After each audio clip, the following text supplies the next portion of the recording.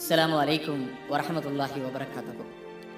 ஈத்திகாஃப் இருக்கக்கூடிய சகோதரர்கள் எப்படி இருக்க வேண்டும், அதனால் ஏற்படக்கூடிய நன்மைகள் என்ன, எதையெல்லாம் நாம் தவிர்த்து கொள்ள வேண்டும் என்பதை இந்த வீடியோவிலே நாம் பார்க்க இருக்கிறோம்.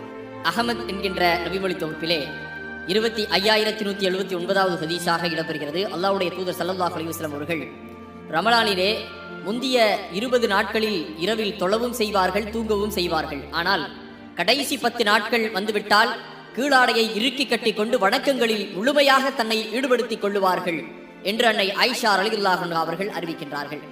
அது மட்டுமல்ல, இறுதி 10 நாட்களிலே தன்னுடைய குடும்பத்தார்கள் அனைவரையும் இபாதத்துகளிலே ஈடுபடுவதற்கு அல்லாஹ்வுடைய தூதர் அத்தனை குடும்பத்தையும் ஈடுபடச் செய்வார்கள்.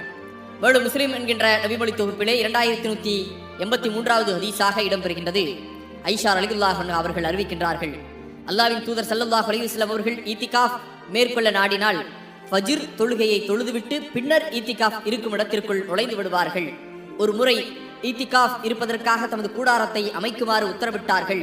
அவ்வாறே கூடாரம் அமைக்கப்பட்டது. அவர்கள் ரமலானின் இறுதி 10 நாட்களில் ஈத்திகாஃப் இருக்கவே விரும்பினார்கள் என்று அன்னை ஆயிஷா ரலியல்லாஹு அன்ஹா அவர்கள் அறிவிக்கின்றார்கள். ஆகவே ஈத்திகாஃப் இருக்கக்கூடியவர்கள் பள்ளிவாசலிலே தனக்கான ஒரு இடத்தை அமைத்துக் கொண்டு அந்த இடத்திலே ஈத்திகாஃப் இருந்து குர்ஆனை ஓதிக்கொள்ள வேண்டும், வணக்க வழிபாடுகளிலே செய்து கொள்ள வேண்டும். இறுதி 10 நாட்களை அல்லாஹ்வுடைய தூதர் தேர்ந்தெடுத்ததற்கான மிக முக்கிய காரணம், அந்த இறுதி 10 நாட்களில் ஒற்றைப்படைகளிலே ஒரு நாளில் லைலத்துல் கத்ர் இரவு இருக்கின்றது. அந்த இரவை நாம் வணக்க வழிபாடுகளிலே ஈடுபட வேண்டும் என்பதற்காக அல்லாஹ்வுடைய தூதர் அந்த இறுதி 10 நாட்களை தேர்வு செய்தார்கள். ஈத்திகாஃப் நாம் முடித்து விட்டோம், எப்பொழுது நாம் வீடு திரும்ப வேண்டும் முழுவதுமாக என்றால், பெருநாள் உறுதியாகிவிட்டது, நாளை பெருநாள் என்பது உறுதியாகிவிட்டது, பிறை தெரிந்துவிட்டது என்றால் நாம் அன்றைய நாளிலே சூரிய அஸ்தமித்தவுடன் நாம் நம்மளுடைய ஈத்திகாஃபை முடித்துவிட்டு வீட்டுக்கு சென்று விடலாம் என்பதையும் இங்கே நீங்கள் கவனத்தில் கொள்ள வேண்டும். அடுத்ததாக, ஈத்திகாஃப் இருக்கக்கூடியவர்கள் பள்ளிவாசலிலே இருந்தால் அவர்கள் வீண் பேச்சுகளிலே ஈடுபடக்கூடாது. அதைப்போல் புறம் பேசுவதோ அடுத்தவரை பற்றி இகழ்ந்து புகழ்ந்து பேசுவதோ கூடாது பள்ளிவாசலிலே. அடுத்ததாக, மனைவியிடத்திலே உடலுறவு கொள்ளக்கூடாது என்பதெல்லாம் அல்லாஹ்வுடைய தூதருடைய வழிமுறையிலிருந்து நாம் தெரிந்து கொள்ளலாம். மேலும் அடுத்தவர்களுக்கு தொந்தரவு செய்யக்கூடிய காரியங்களிலே நாம் ஈடுபடக்கூடாது.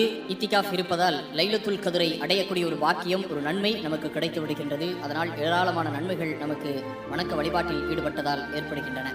இறுதி 10 நாட்களில் அதிகமான இபாதத்துகளிலே, திக்ர்களிலே, தொழுகைகளிலே நம்மை முழுவதுமாக ஈடுபடுத்திக் கொள்ள வேண்டும்.